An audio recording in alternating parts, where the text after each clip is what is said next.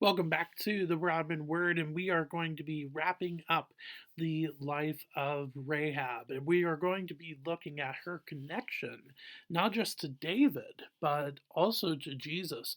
And then just a one sentence mention of her in the book of Hebrews is really very interesting as well. So, with that being said, turn to Matthew chapter 1.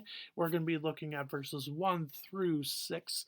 But really, this is a fascinating just into her life. You have this woman that started as a pagan, a person that did not believe in the God of the Bible, in the God of the Hebrews, and but because of the stories that she was told about them, and then meeting the spies and talking to them, she comes not just to believe in the Lord, but then comes into their community after the fall of her home, Jericho, to the Israelites. And so, because of that, not only does she become a part of the community, but she becomes a mother within that community.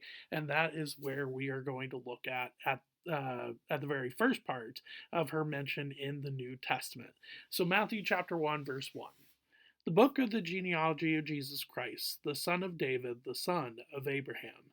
Abraham was the father of Isaac, and Isaac the father of Jacob, and Jacob the father of Judah and his brothers, and Judah the father of Perez and Zerah by Tamar, and Perez the father of Hezron, and Hezron the father of Ram, and Ram the father of Amminadab, and Amminadab the father of Nahshon, and Nahshon the father of Salmon, and Salmon the father of Boaz, by Rahab, and Boaz the father of Obed by Ruth, and Obed the father of Jesse, and Jesse the father of David the king. So you have mentioned here, genealogies are just a way to keep track of history, but also to show a legacy of a certain line. And here we see not just the line of Abraham, but we see the line of Judah. And that is very, very important because it leads to David, who is not just David, but David the king, as it is described in verse 6. But hopefully, you could probably tell I've stopped a little bit with some emphasis in verse 5 because it not only mentions one uh, just incredible woman, Rahab, but another one, Ruth. And both are just incredibly wonderful passages and wonderful lives that we can absolutely learn from, and very similar, and not the exact same, of course, but very, very similar. Ruth started out a Moabitess and became a follower of the God of the Hebrews because of her mother in law. And eventually she becomes the let's see, that would be the grandmother of, I think that's right. Let's see, Ruth, Obed. So she becomes the great grandmother to David, whereas Rahab becomes the great grandmother to David. I mean, it's this incredible passage, an incredible, just life changing event for both of these women, but especially for Rahab. Rahab is not only introduced into this community at the end of Joshua chapter 6 with the fall of Jericho, but she becomes a part of it.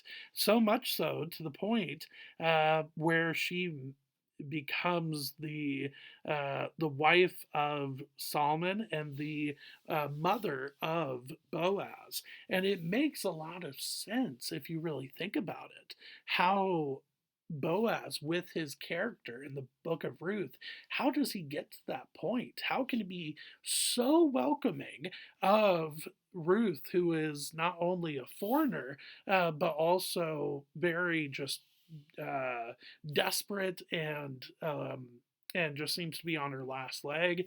It seems to be a very desperate situation.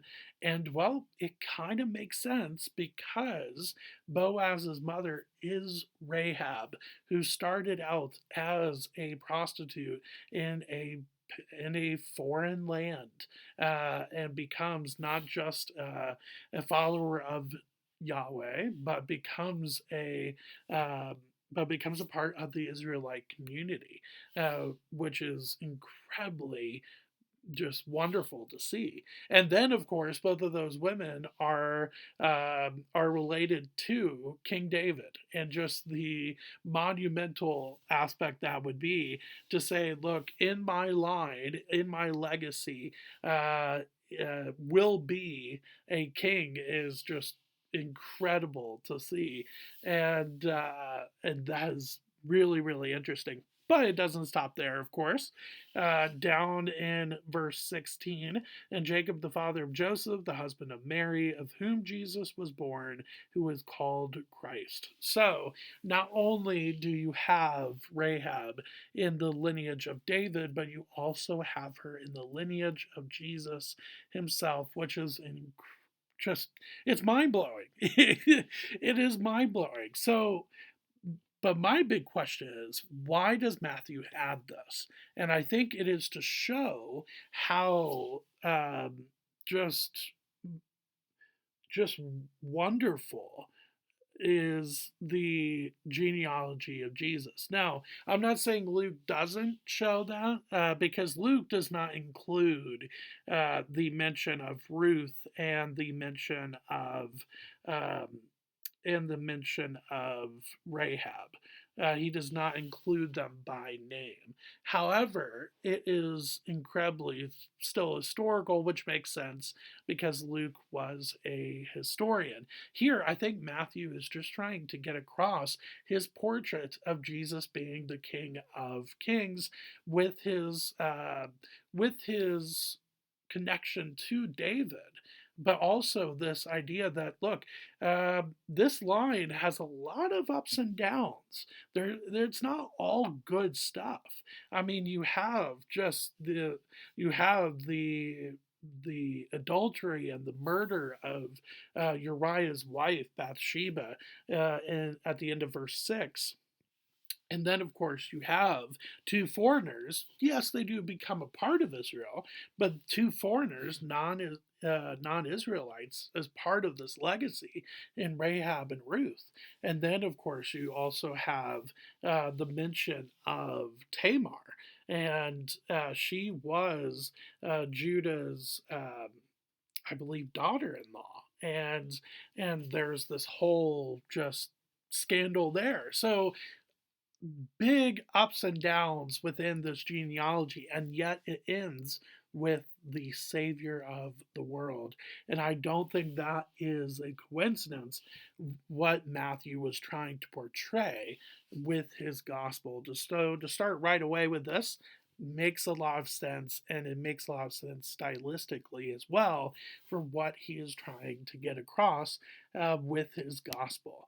Now, moving to Hebrews chapter 11, because this is equally as important. Hebrews chapter 11 is most of the time known by the by faith, or as the by faith chapter. And it's just this list of example after example after example of people and groups of people within Israel's history, just leaning on their faith through difficult times. And, well, it's interesting who comes up. So let's start in verse 30. So, Hebrews chapter 11, we're going to read verses 30 and 31. By faith, the walls of Jericho fell down after they had been encircled for 7 days. By faith, Rahab the prostitute did not perish with those who were disobedient, because she had given a friendly welcome to the spies. And so you have just this amazing last mention of Rahab in Hebrews 11:31 that is not just saying, hey, yes, she had courage and yes, she had bravery to follow after the God of the Hebrews, but she had faith. And that's really where she turned to. She decided, look, I'm going to listen to these spies, and I'm going to believe that because of the God that they serve, they are going to get me out of this situation of the Jericho collapse, and I will not be killed within that battle, but instead I will survive it. And that is what happens.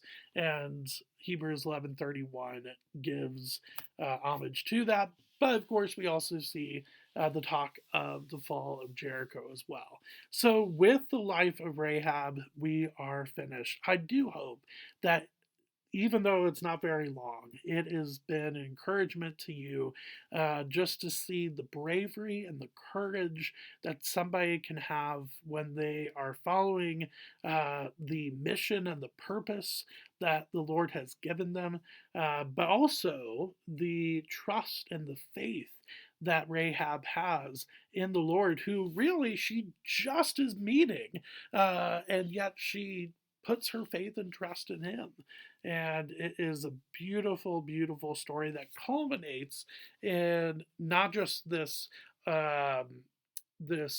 very honoring mention in Hebrews chapter 11, but the fact that she is the great great grandmother to King David, but not only that, but that she is the connected to the line of Jesus is just phenomenal.